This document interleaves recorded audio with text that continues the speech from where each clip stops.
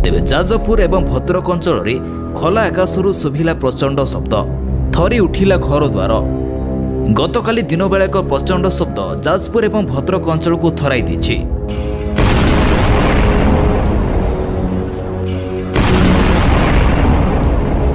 ए शब्द केउठू केमिति शुभिला ए कथा केही जानि नाहंती कि से विषय कौन भी सूचना मिल पारि नाही।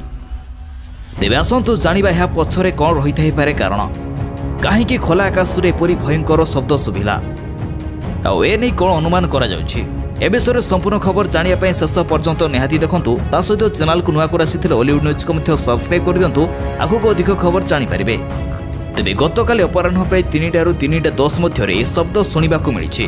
विशेषकर जाजपुर टाउन, चंडीखोल, बिंझारपुर एवं भद्रकर भंडारी पोखरी अंचल लोकमाने प्रचंड शब्द शुणिथिबार कहिसंते। प्रथमे प्रचंड विस्फोरण शब्द शुणिबा परे दुई थर लगातार विस्फोरण शब्द शुणा जायथिला।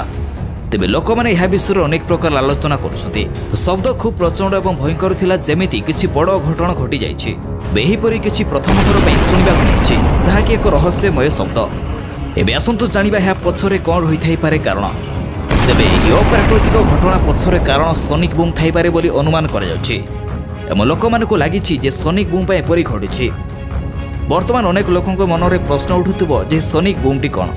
आ ता पूर्वरु जानि नथु जे चलित वर्ष मे मासरे एपरि एक घटना बेंगालुरु रे मध्ये घटिथिला। लॉकडाउन जोगु शांत होई जायथिबा बेंगालुरु हठात अशांत होई जायथिला। आ परे ही घटना पछर कारण सोनिक बूम थिला बोली कहा जायथिला। कौन से जिनस ध्वनि किंबा शब्दर गति ठार अधिक गति रे पवन रे गति करिबा द्वारा एभली शब्द सृष्टि होइथाय। ए शब्द को सोनिक बूम बोली कहा जाय। एबे सोनिक बूमटी कोन? साधारणतः आपण जानिथिबे जे मुंड उपरे कौन सी उड़ाजाहाज आकाश रे गला बेले शब्द सुबिथाय। सेही समय किछि फाटी गला परे शब्द सुबिथाय, किंतु प्रकृत रे एपरि किछि नथाय। ए सोनिक बूम साधारणतः fighter jet super sonic speed को गला परे तैयारी होइथाय, जाहाको सुपर सोनिक स्पीड कहा जायथाय।